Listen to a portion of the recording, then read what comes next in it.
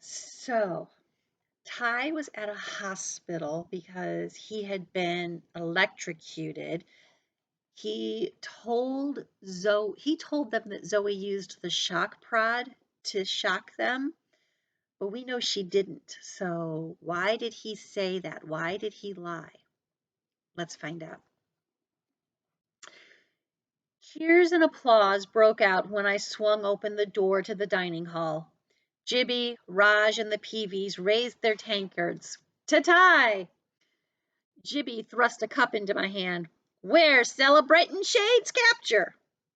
What time is it? Middle of the night, Cheryl replied, beaming at me. Sidling close, Gemma whispered, We need to talk. She led me to an empty table. Good. Now we could get our stories straight. You have to tell them dark gifts are real, she said once we had settled on top of the table. What? No. People need to know that Shade can camouflage himself. Why? He can't break out of a jail by changing the color of his skin. You are setting an example for Zoe and Hewitt, probably other kids too. They watch you because you're older, and what are you telling them? To be ashamed of themselves. I glanced at Zoe, who seemed younger than usual, curled up in Ma's lap, clutching her toy shark. I looked away and ignored the guilt seeping into me. I'm sick of people watching me.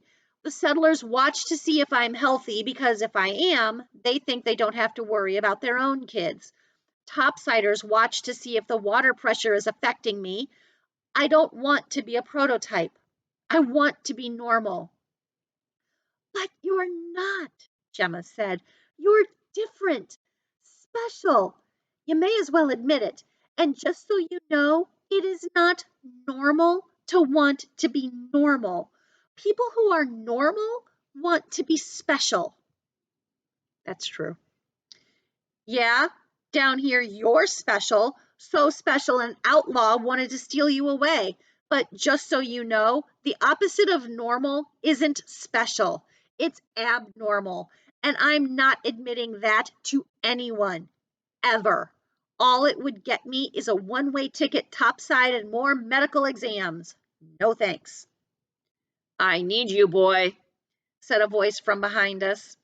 I turned to see Ranger Grimes standing nearby. He smirked at Gemma. You think you fooled me yesterday? I ain't been here so long I don't know a female when I see one, young or not. I stepped between them. I thought you were taking Shade to the coast. That's right. But first, he clapped my back. I want you to ID him as the lowlife who almost killed you. I was there too. Gemma hopped off the table. And conscious the whole time. Isn't my ID worth something? Sure, the ranger said with a shrug. Come on and have a good long look. That was a really short read. We're at chapter 24. I could be mean and stop right now, but I won't. I'll read a little more. Where are we going? Gemma asked when the elevator stopped at the access deck. The elevator doors opened facing the huge window of the exterior corridor.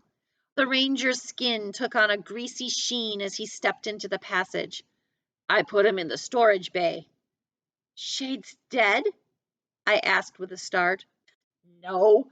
If the shock didn't kill a stringy bit of jerky like you think it's going to kill that hunk of meat? Why put him in storage? I asked as Gemma and I trailed behind Grimes. Had to keep him somewhere, the ranger muttered, glancing uneasily at the sea outside the window. He says, The wealth gives Doc all the fancy medical equipment he wants, but do I get a jail?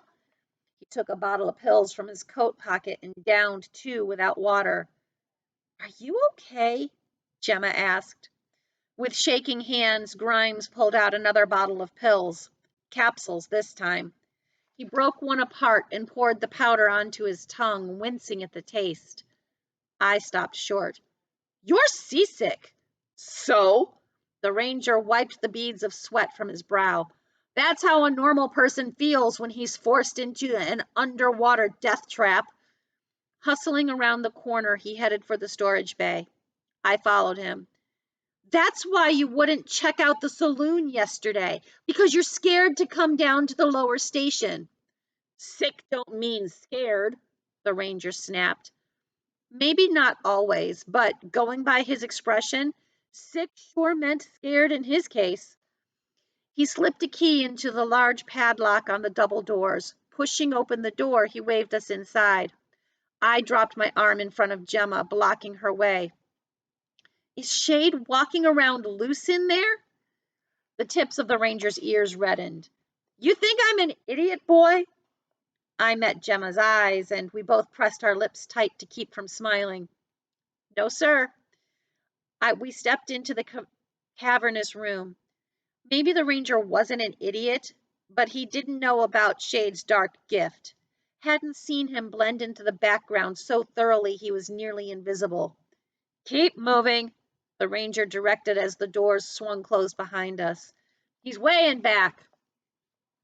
Light bulbs dangled from the ceiling in widespread intervals, casting barely enough light to see the fronts of the cages that lined the walls. Settlers rent stalls for storing extra stuff, I explained to Gemma as we headed down the center aisle. Not just settlers. The ranger directed us around the end of the aisle. In the far corner was a freestanding cage, half in shadow. I'm sure the marine biologist who's storing it won't mind us putting it to good use. The bars are made of pure titanium. A shark cage. Gemma hung back in the shadows. I don't want him to see me. I nodded. Shade would probably haunt her dreams as it was.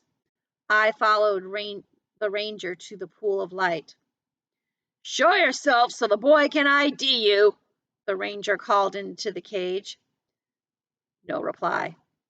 The ranger banged a white stick against the bars. Step forward or I'll tase you twice as long this time. There was a sound of someone getting to his feet. A crate flew across the cage into the light and crashed into the bars. With a yelp, the ranger jumped back. Just move in my seat, a deep voice said. Then Shade stepped into the dim light. His skin was once again coffee-browned and badly pockmarked. Black tattoos wound up his neck and over his skull. He wore only pants, having left his vest on our wet room floor. He probably preferred being bare-chested, the easier to camouflage himself, just as long as he didn't do it in front of Grimes. Blood seeped through the bandage wrapped around Shade's left arm. If his wound hurt, he sure didn't let on. Dropping his heavy foot onto the crate, he rested his right arm across his knee, revealing the feathery bruise etched on his forearm. How are the ribs? He asked in a mockingly pleasant tone. Yes, I faced the ranger. He's the one who broke into our house. You sure you saw me, kid? Shade asked. Yeah, he's sure, the ranger snapped. But then Grimes stumbled backward, teeth bared in a grimace. What the? I reeled to see Shade's eyes frost over as they were solid until... I'm going to back up again. I reeled to see Shade's eyes frost over until they were solid white. He threw himself against the bar, sending me skittering back. Are you sure you saw me? He demanded, as his skin burst into a million pinpoints of light. The ranger shouted out, or was that Gemma who was still hunkered in the shadows? I peeled my gaze from Shade's dazzling light display to see Ranger Grimes scrambling for the aisle. As he rounded the corner, his uniform caught on the edge of a storage cage. Frenzied, he ripped his sleeve free of the wire and disappeared. His running footsteps echoed through the storage bay until there was a distant swoosh of a door opening. When it slammed shut, I felt my carefully constructed reality crack like a seafloor rift.